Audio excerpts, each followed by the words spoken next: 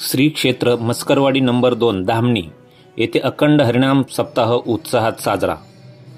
श्री क्षेत्र मस्करवाडी नंबर 2 येथे विविध आध्यात्मिक कार्यक्रमाद्वारे अखंड हरिनाम सप्ताह पार पडला।